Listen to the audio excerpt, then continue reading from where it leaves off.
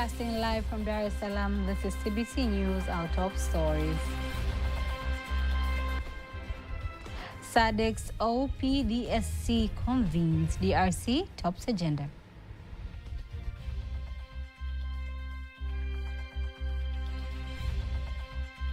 Parastatals meet, revisit carbon trading potentials.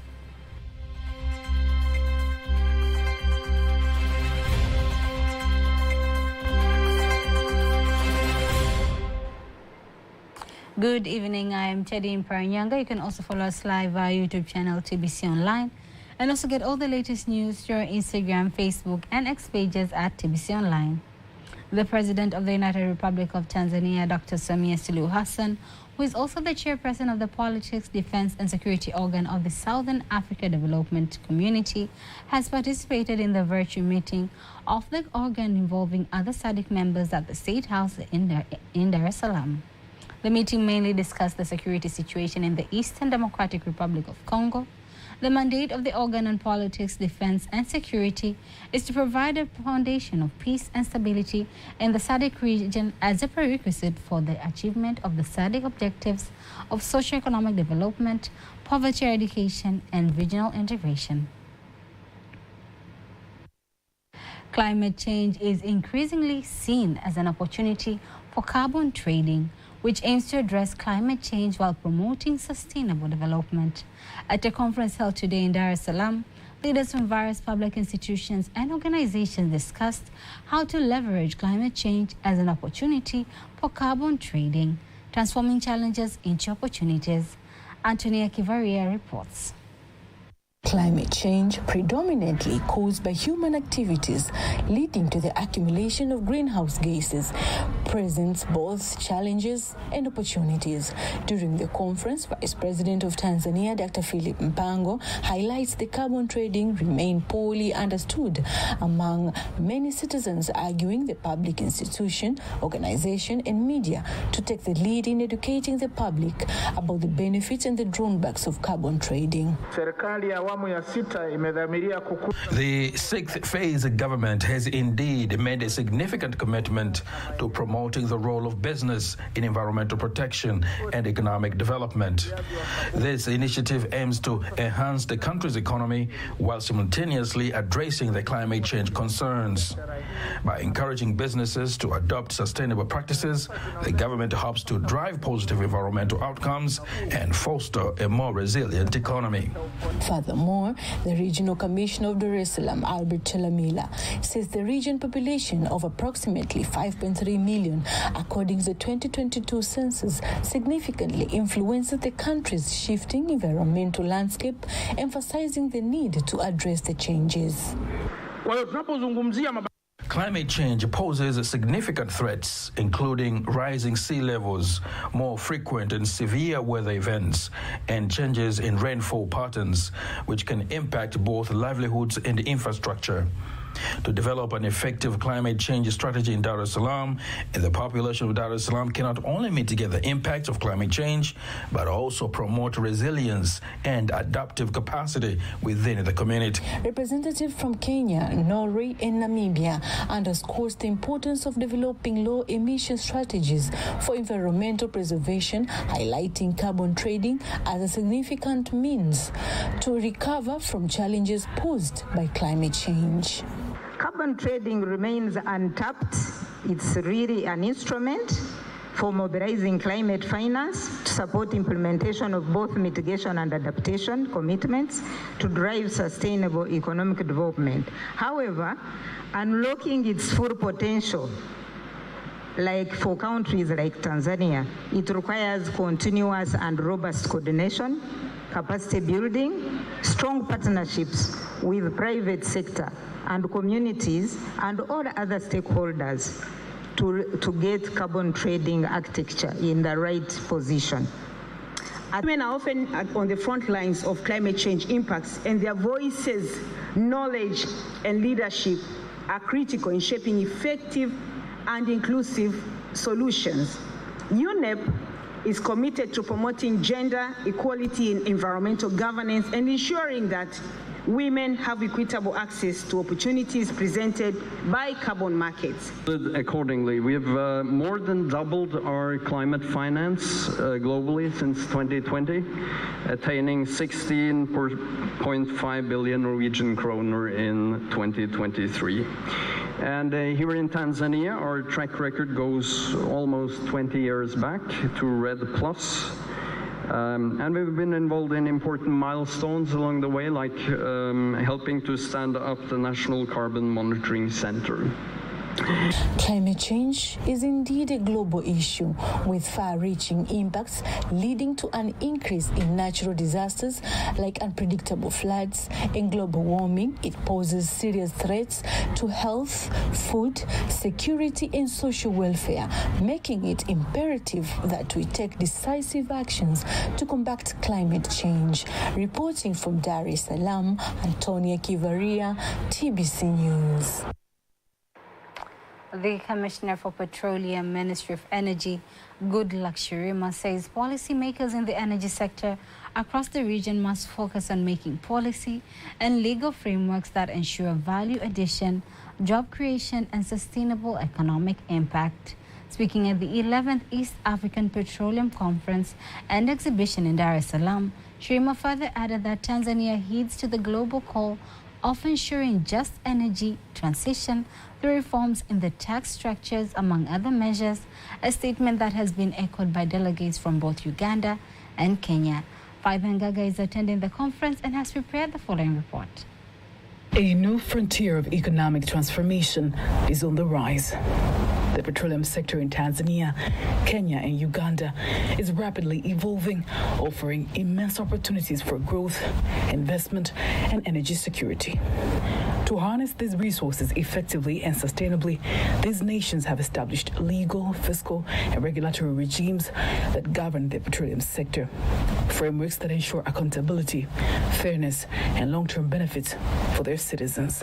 This year's conference theme, Unlocking Investment in Future Energy, the role of petroleum resources in the energy mix for the sustainable development of East African community, compels us to re-examine how our legal and regulatory physical frameworks governing the petroleum resources that we are so proudly to have can facilitate and inspire the growth of economic as well as long-term energy security and sustainability in our countries. A well-defined legal framework is the backbone of a successful petroleum industry. In East Africa, governments have enacted petroleum laws that regulate licensing, production sharing agreements, and environmental standards.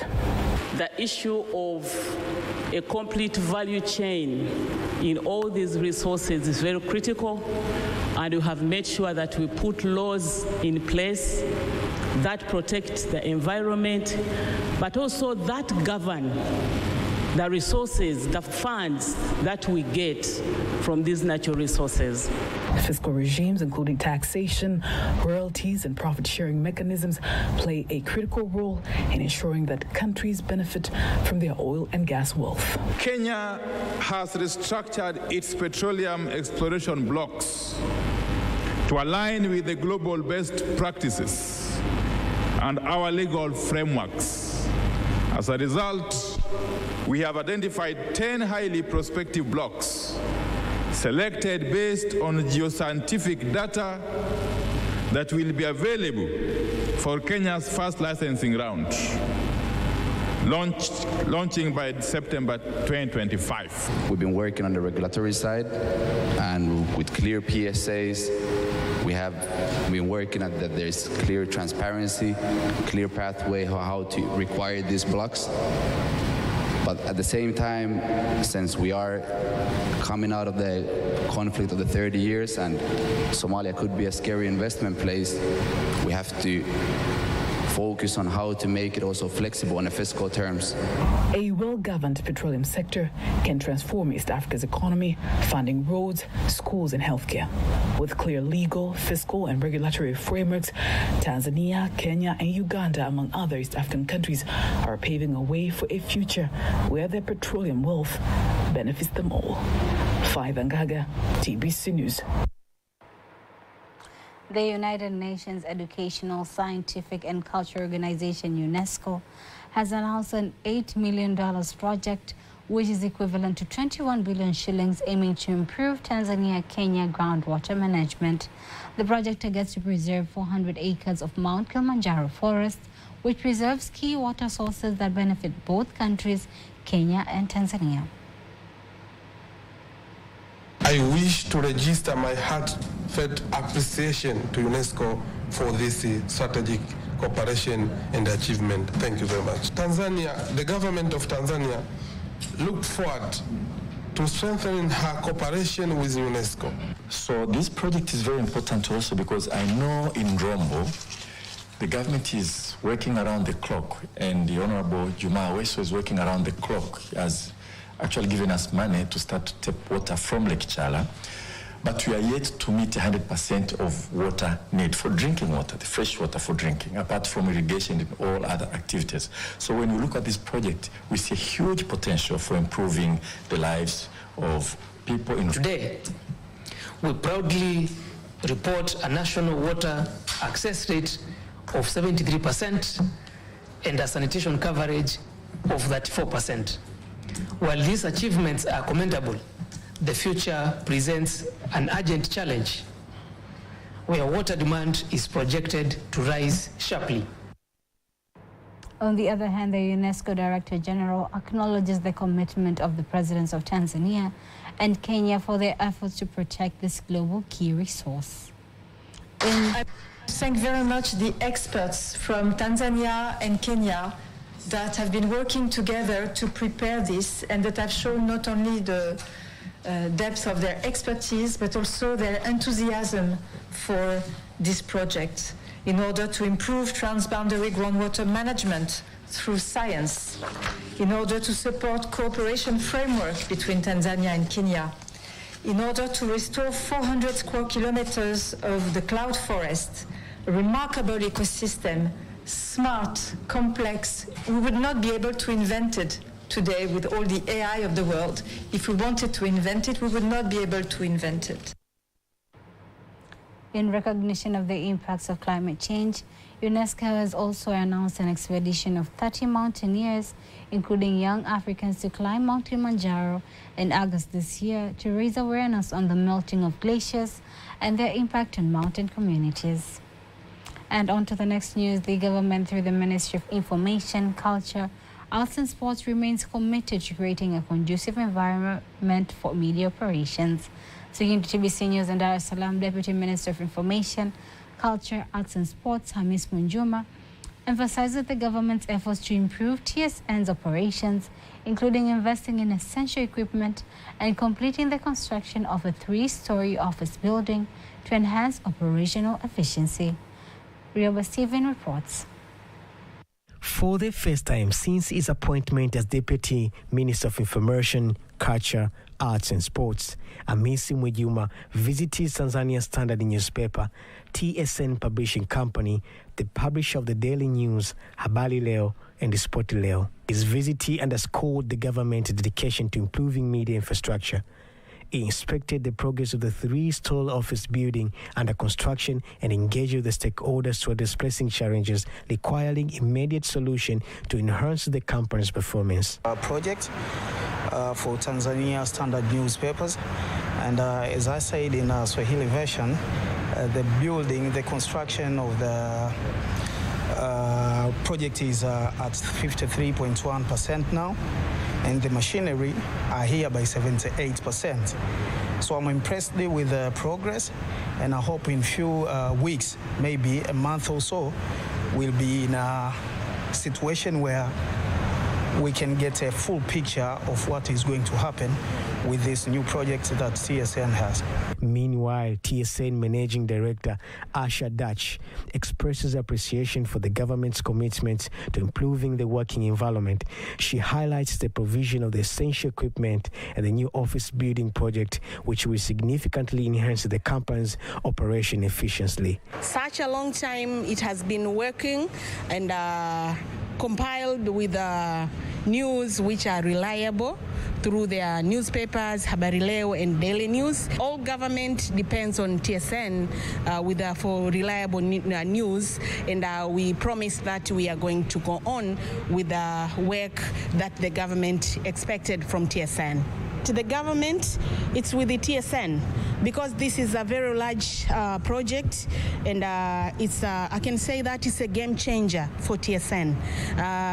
If it's a game changer, TSN is going to be a very strong media, because at a particular time when we are going to finish this project, we'll be in a position that dependent on ourselves and not depending to the government. Even at a time we will have our own salary from TSN and not depending from government salaries. Rioba Stephen, TBC.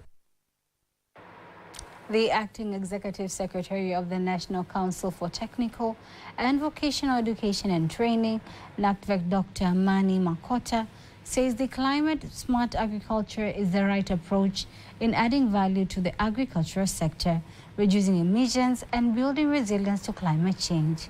He made the remarks during the kickoff of the Climate Smart Agriculture meeting in Dar es Salaam earlier today. Hitam Ganga has more details. Climate change significantly impacts agriculture in Africa by causing disruption in rainfall patterns, leading to more frequent droughts and floods, increasing temperatures, and altering pest and disease dynamics.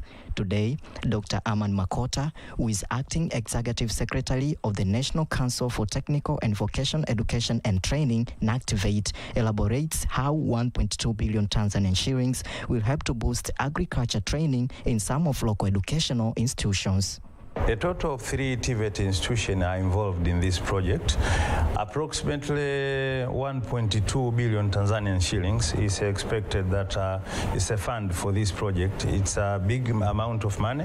We expect that after that we will see how much the project has affected positively our society, because the institutions are ready, but us as a regulator also we are ready to make sure that the training are taking place, but also the society also is benefiting a lot from this project. On the other hand, Lilian Bedoya, who is the project coordinator of the Climate Smart Agriculture, praises the collaboration between educational institutions and NACTVET and development stakeholders from European Union, while Witness Bashaka, who is one among beneficiaries of Climate Smart Agriculture project, expresses her expectations of the project. We aim to collaborate with other countries outside the European Union to contribute for improving capacities, for collaboration, and for improving the curriculum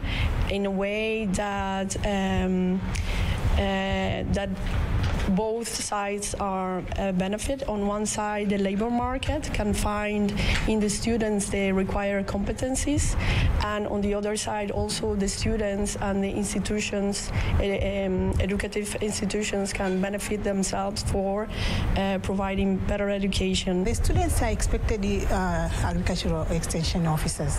So after getting the skills and knowledge about the climate smart agriculture, they are going to assist, but also to offer the skills to the farmers. So because they're saving the farmers, whatever they are going to get, the practices, but also the skills and knowledge, they are going to give them more to offer them to the farmers. Climate Smart Agriculture project will be operated for 3 years, while more than 5 local educational institutions are expected to benefit from the project through training and practices. Peter Mganga, TBC News, Dar es Salaam. The family of Mohamed Iqbal Dar, the founder of the name Tanzania, who passed away in the United Kingdom, says that their brother was a patriot who carried the pride of Tanzania until his last breath. Speaking to TBC from the UK, Mohamed Ikram Dar, the younger brother of the late Mohamed Iqbal Dar, says that their brothers left behind a great legacy by coining the name Tanzania. Let's get more details. It has been over 60 years since the union of Tanganyika and Zanzibar, which resulted in the creation of the name Tanzania, a beautiful and a captivating name whose pronunciation evokes a sense of peace, unity, and a national pride. But do you know how this name came to be? In 1964, Mohamed Iqbal Dar emerged as a winner of a competition to create a name that would unite Tanganyika and Zanzibar, as explained by Abdurrahman Ame. Kubwa aliyoeleza ni kwamba alipokamata karatasi kuanza kuandika au kubuni jina la nchi. He took a piece of paper and began thinking. He came up with the idea of combining 3 letters from both countries.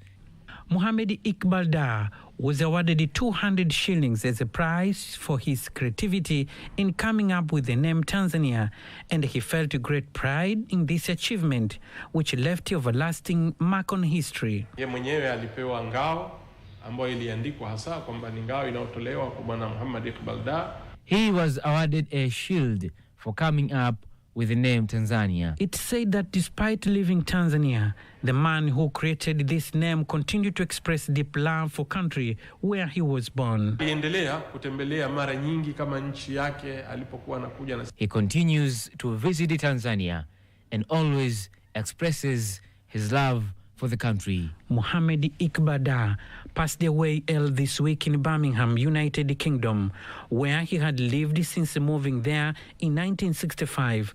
We spoke to his young brother, Mohamed Ikram Dar.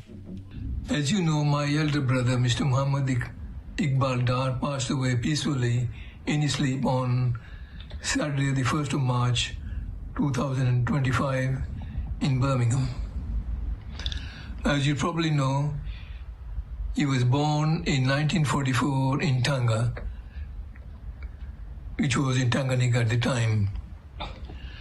And he coined the name Tanzania in 1964 when he was merely 20 years old. This light has dimmed, but darkness has never taken over. Mohamed Iqbal Dar will always be remembered for his remarkable talent in creating a name that symbolizes peace, love, and stability, making it an inspiration to many across Africa and the world. Amini Anthony Mgeni, TBC. Tanzania's High Commissioner to the UK, Mbelwa Kairuki, is expected to attend the funeral.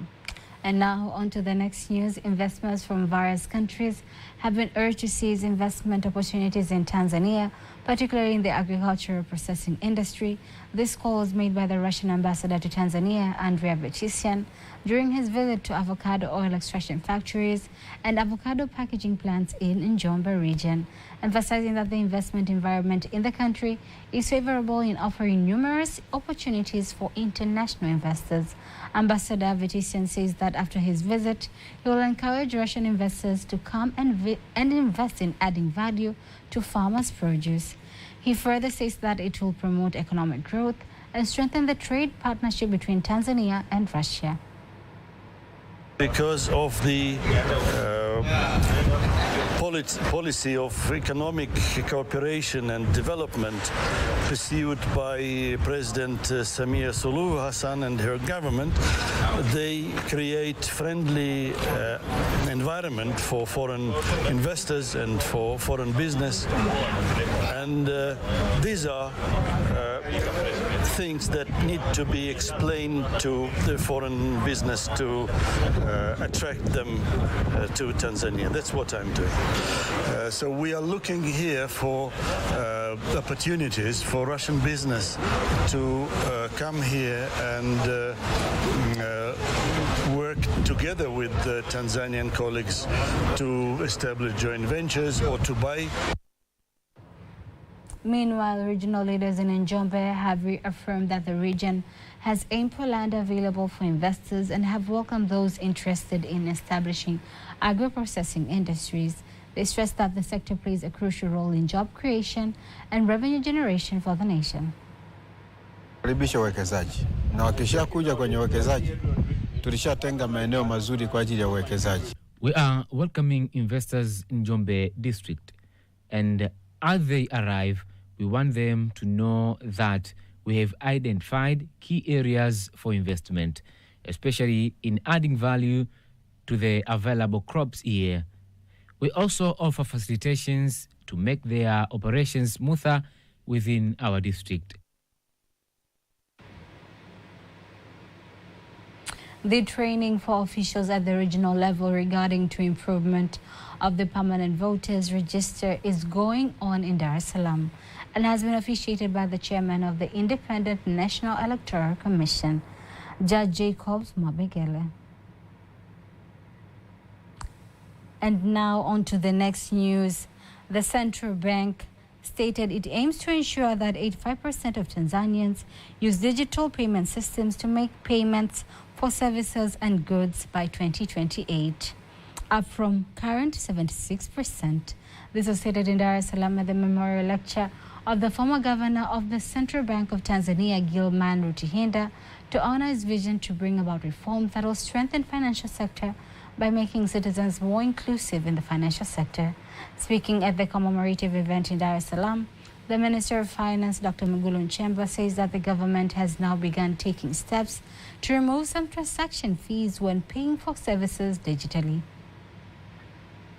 As we engage with today's lecture and discussions, I'm confident that the insights to be shared by our esteemed guest speakers, panelists, and participants will illuminate pathways to strengthen Tanzania's journey toward all cash-light economy, and together we can build a financial system that not only enhances efficiency but also uplifts the lives of all Tanzanians. On his part, the governor of the central bank, Emmanuel Tutuba, says that the use of digital transaction increases transparency in economic activities, increases efficiency, and reduces costs. Innovative financial products and the services that cater to the unique needs of our communities, ensuring that benefits of the digital transformation are accessible to all. In this endeavor, collaboration with the microfinance institutions, cooperatives, and the community-based organizations will be crucial in reaching the embarked and integrated with them into the financial system.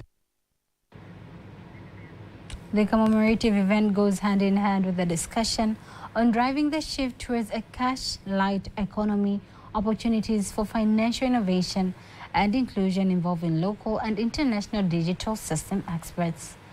And before we wind up our local news tonight, let us take a look at today's exchange rates according to the Bank of Tanzania BOT.